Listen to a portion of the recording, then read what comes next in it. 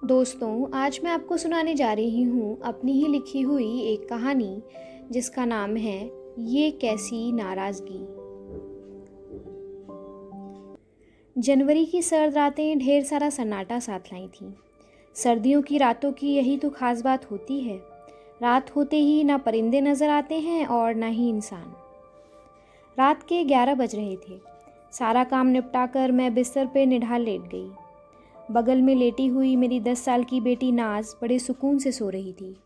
सोते वक्त उसकी मासूमियत थोड़ी बढ़ जाया करती थी। उसके माथे को चूमकर मैं भी सपनों की दुनिया में चली गई थी। एक नाज ही तो थी जिसके सहारे ये ज़िंदगी मुझे खूबसूरत दिखती थी। नाज 5 साल की थी जब फ़िरोज़ को खुदा ने अपने पास बुला लिया था। तब से यही कोशिश थी कि मैं उसके माँ और बाप दोनों की ज़िम्मेदारी पूरी कर सकूं। फ़िरोज़ के जाने के बाद सिलाई के अलावा और कोई इल्म था नहीं मेरे पास, तो उसी के भरोसे नाज को हर वो चीज़ दी थी अब तक जो उसके पिता ने उसे देना चाही थी। अगले दिन नाज को स्कूल भेजकर रोज़ का काम शुरू हो गया था।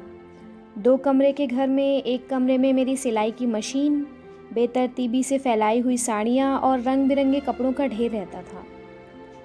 उस रोज़ काम में मशगूल मैं साड़ी में फॉल लगा ही रही थी कि नाज की मीठी आवाज़ से ध्यान टूटा। घर आते ही स्कूल की बातें, टीचर ने क्या पढ़ाया, आज कौन सी सहेली नहीं आई थी और होमवर्क क्या मिला। जब तक इन सब की बातें हो नहीं जाती थी मेरी नाज के हलक से एक निवाला तक नहीं उतरता था। मेरे रंगों से भरे धागों के डब्बे को देखती थी तो चहकते हुए कहती थी, अम्मी आप कितनी लकी हो ना, जो रंग पसंद आए उसे चुन लो और फिर उसी रंग से मेरे लिए फ़्रॉक बना दो। मैंने ना जाने उसके लिए कितनी फ़्रॉक्स बनाई भी तो थी। बड़े शौक़ से पहनती थी और बड़े फ़ख्र से बताती थी सबको कि मेरी अम्मी ने सिली है। उसकी गोल गोल चमकती हुई आंखें देखकर मेरा दिल भी चैन की सांस लेता था। एक रोज़ इतवार की सुबह कुछ इत्मीनान साथ लाई थी।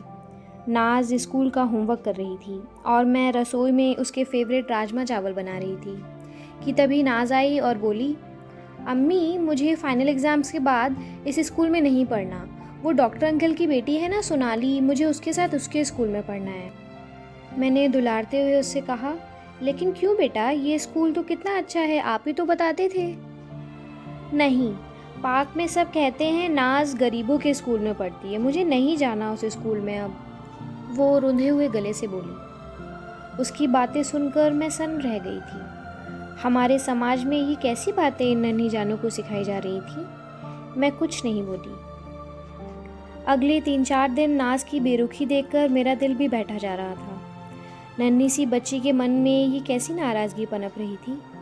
तभी नई सिलाई की मशीन खरीदने के लिए जो पैसे जमा किए थे उसको मैंने नाज के एडमिशन में लगाने का सोचा। मन थोड़ा शांत मालूम दे रहा था। नाज को मैंने नए स्कूल के बारे में बताया तो उसकी खुशी का ठिकाना ही नहीं था।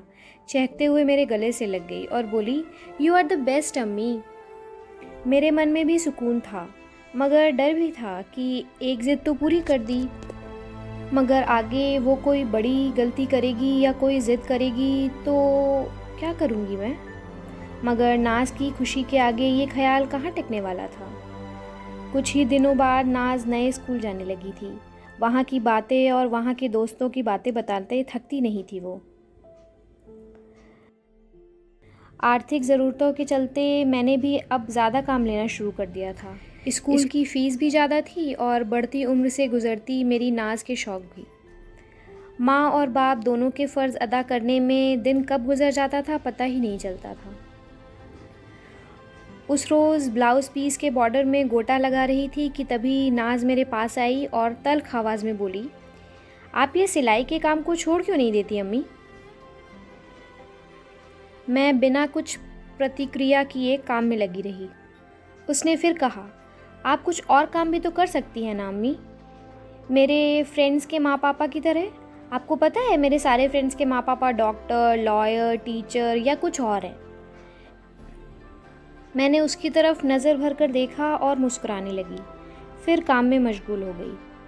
इसमें मुस्कुराने की क्या बात है अम्मी, आपको पता भी है आपकी सिलाई की वजह से कितनी शर्मिंदगी महसूस होती है मुझे। सिलाई करते करते मेरा हाथ थम गया था। शर्मिंदगी? मेरी सिलाई की वजह से? ऐसा क्या हो गया कि मेरी छोटी सी बच्ची को मेरी वजह से शर्मिंदा होना पड़ा हो? मैंने सामान को परे सरकाया और नाज के माथे पे हाथ फिराते हुए बोला, ऐसा कुछ नहीं है नाज, ऐसा किसने बोला आपसे? उसने मेरा हाथ को झटकते हुए कहा, मेरी सारी फ्रेंड्स यही कहती हैं। अम्मी आप नहीं समझोगे। उस दिन नाज की बेरुखी मेरे अब तक के जीवन के सबसे बड़े दुख में से एक थी। मेरी नन्ही सी बच्ची को क्या हो गया था? बचपन में मेरी सिलाई और रंग बिरंगे धागों से प्यार करने वाली मेरी नाज को धागों से नफ़रत कब से होने लगी थी? बढ़ती उम्र के साथ साथ उसकी सोच में ऐसा बदलाव मैंने आज गौर से देखा था। वो तल्ख़ आवाज़, वो रूखापन, ऐसी तो नहीं थी मेरी बच्ची, हरगिज़ नहीं थी। एक हफ़्ता गुजरने को था, मगर नाज की बेरुखी अब खामोशी में बदलने लगी थी। ना वो मुझे रोज़ के किस्से सुनाती थी और ना ही टीचर की बातें। एक अजीब सी खामोश दीवार पनप रही थी हमारे बीच। उस रोज़ के करवाहट बड़े उसके हर लफ्ज़ को मैंने भुलाने की कोशिश की थी, मगर जितना उसको सोचती थी उतना ही हर लम्हा वो मेरी कानों में गूंजता था। मैंने उसे माफ़ तो कर दिया था, मगर सिलाई को छोड़ देने की ज़िद कैसे मान लेती? नाज की बेरुखी मंजूर थी मुझे, मगर मेरी बच्ची को खाने और रहने के लिए मोहताज कैसे देख सकती थी मैं? उसे दुनिया की समझ कहाँ थी? एक रोज़ नाज रूखे स्वर में बोली, प्रिंसिपल मैम ने आपको मिलने बुलाया है। मैंने ममता भरी आवाज़ में बोला, तूने फिर से कोई शरारत की ना? तू घबरा मत, मैं संभाल लूँगी।